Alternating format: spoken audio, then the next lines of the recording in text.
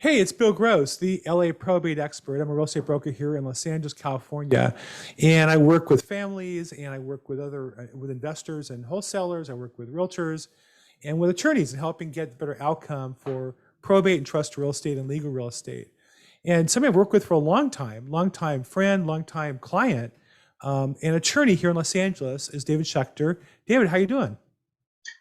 Okay, thank God, I'm doing all right. Thank Give us a you. little background. Where'd you grow up, and then how'd you get into law? I grew up in Encino, California, the Valley, Hmm? and went to UCLA undergrad. Uh-oh, I didn't know that. Yeah, don't tell me Uh-oh. you're from USC.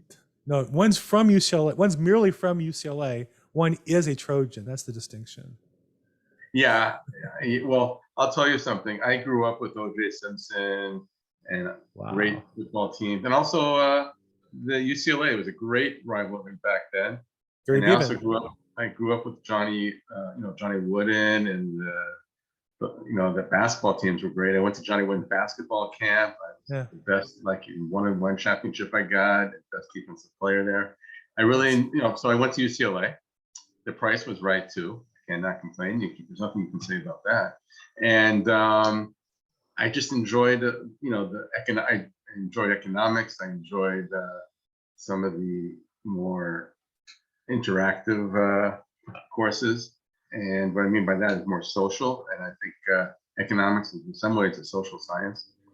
And so I went to UCLA Law School. I got in. And so I also was a fellow in law and economics, where I got paid to go to law school there. And I also took numerous classes at the Anderson School of Business Management. So it worked out really well. And I'm glad I did it. wow. Now I know your business has evolved, and now your focus is in probate and estate planning real estate, correct? Yeah, I did used to do a lot more real estate. I started out with one of the major real estate firms in Los Angeles, and then I was actually in real estate business for a while in construction and development. In the early '90s, things that we call late '80s, early '90s, things fell apart. And so then I opened my own practice, and I did a lot of real estate. And eventually, I not only did I grow older, but my clients grew older. So what happened was I just helped them with any trust or wills issues they had, and it developed and it developed and it continued, and I'm doing a lot more of it all the time, and I really do enjoy the personal aspect, because I really do enjoy dealing with individuals as individuals, not as necessarily as businessmen, which I did for decades, and it gives me little different aspect of the practice. Got it. So, and I feel that in working with you recently on some cases, I see you take it personal. You want to get involved to make sure you get the best outcome for the client. You want to review the documents, and I appreciate that because we work together as a team. I think and give the client, a better outcome, which is the goal of all this, right? Is to No, serve our no, client. no, it's great, and I enjoy also having somebody like you on the team who's really an expert in what he does regarding probate, and it helps a lot. It really does. It also takes the burden off of me to a certain extent, and I So appreciate let's talk about estate planning, which is to me avoiding probate. I'm sure there's more to it than that. I don't get that. into the other part. I mean, personally, I do to some extent, but as a businessman, I really encourage clients if they own real estate. In my book, they need to have an estate plan to avoid probate and the taxes and the pain and legal fees that go along with that. So how do you see probate, I'm sorry, estate planning, how do you see that as a service for a client? What are they looking for, and what do they get when they do estate planning? Well, first of all, they want somebody to really understand what they want, because sometimes you actually have to flesh it out, because they can't sometimes really express what they want. And you have to give them ideas, and you have to give them the best options. Sometimes they can express it, but they can't structure it the way the right way. And so I need help from people who are experienced in it, and enjoy helping them with that. And I really tell people, that think of coming to me, and I speak with them and say, even if you don't use me, that's fine. But for your sake, for your sake, maybe not so much, because one day you're going to die, but obviously most people care about people that they leave behind, and a trust really makes it much easier for them. I deal with a number of cases where people haven't even drafted a will or a trust, and it makes it very difficult on the heirs, the family, and Right. as a result, there's often unintended circumstances, that follow from that, consequences, and it's better to do it, even though you have 100 things to do in your life. Every day seems packed and full, but sometimes you got to take care of the things that help your family in the long run. Right. And those that do that, it's usually to their advantage. And to be honest with you, sometimes it's not, because they don't follow up, and every so many number of years they have to look at it and change it. Maybe somebody got divorced, somebody passed away, somebody got wealthier, and somebody still needs more money. And so it's always a good idea to take a look at it and see if anything needs to be changed. Now, you also do guardianships and conservatorships. That really affects people while they're living. I literally yesterday spoke to a longtime friend of mine. Unfortunately, his wife had a stroke, so she doesn't have any capability to, in her case, to make financial legal decisions. And the husband, my friend, unfortunately found out that he has some severe medical issues. So he's preparing now so that they're hoping to live for a while in limited capacity.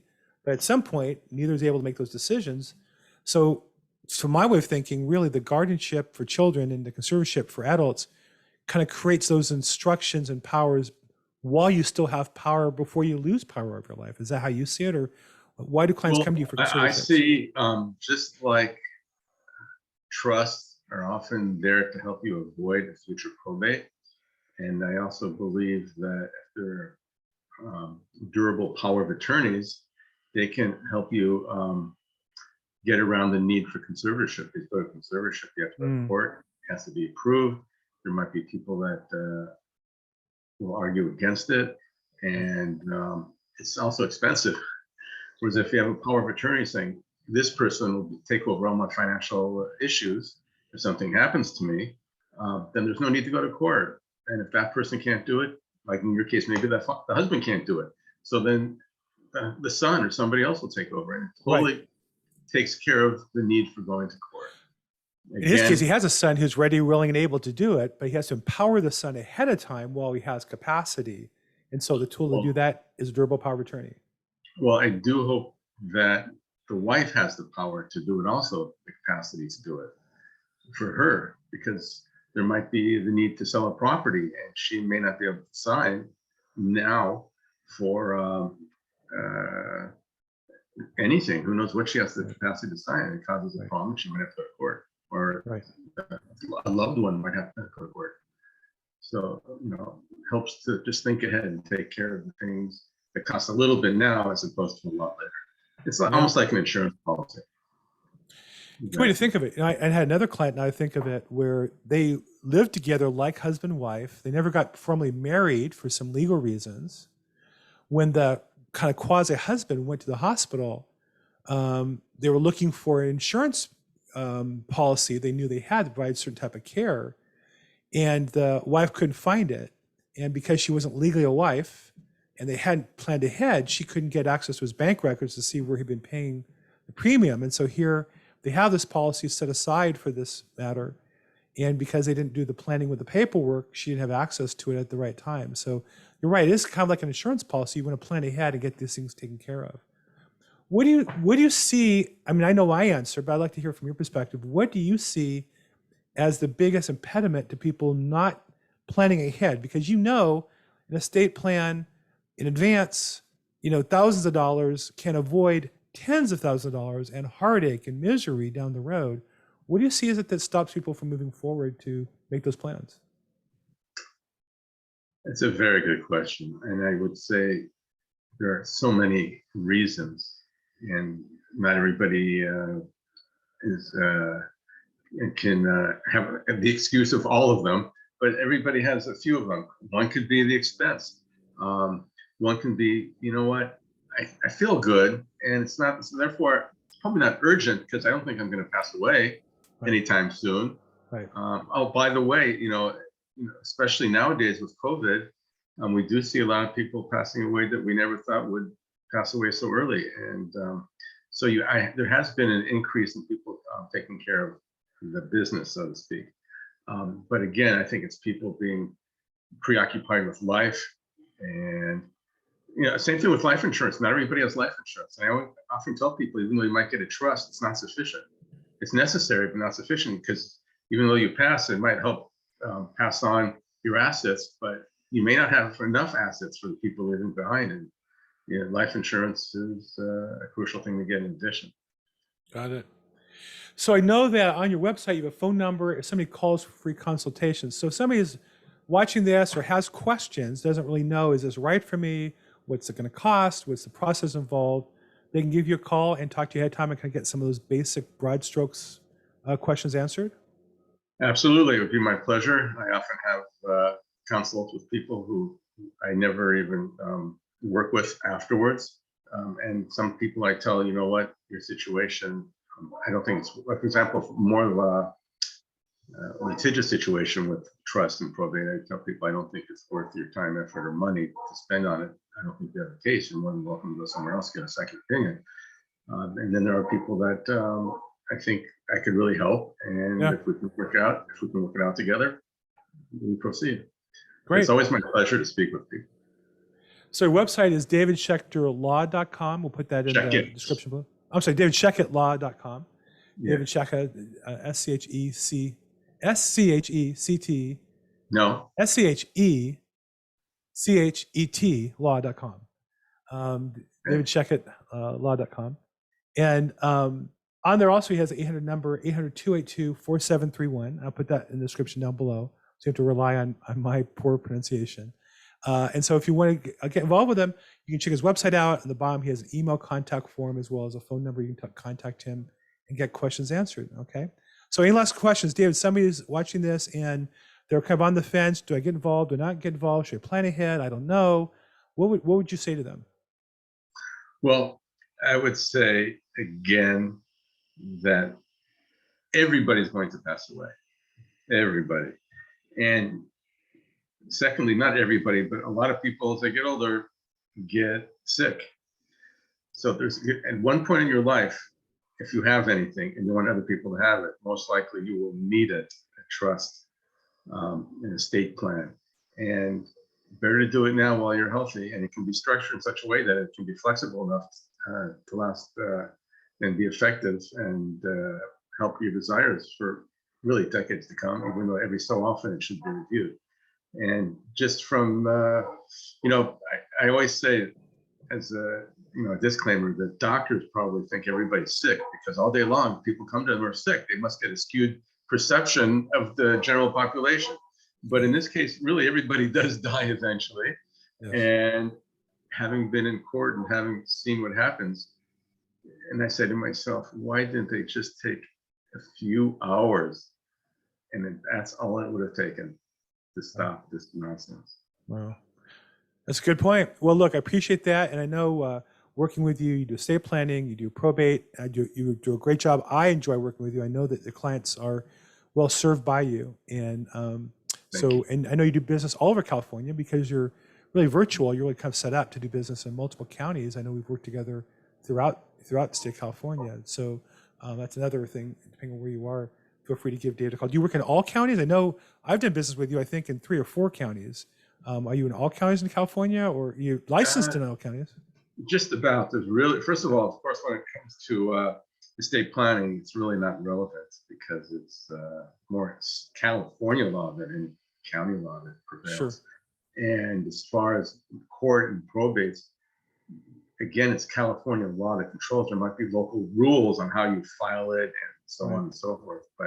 And because of that, I worked from the Mexican border going up past San Francisco up to Sonoma and so forth. So it's not an issue. Now, one last question. I know I'm a religious Jew, and there are sometimes some specific rules and procedures that we have in our directives and such. Is that something you're familiar with, and do you include that in an estate plan? Are you familiar with those? I asked. Well, it's very interesting you asked because I'm dealing with a client right now they call me from all over the country, and I got a phone call from somebody in Philadelphia regarding a property in Seal Beach, and it's very interesting because the family turns out to be they're Muslims from Egypt originally, and the will deals with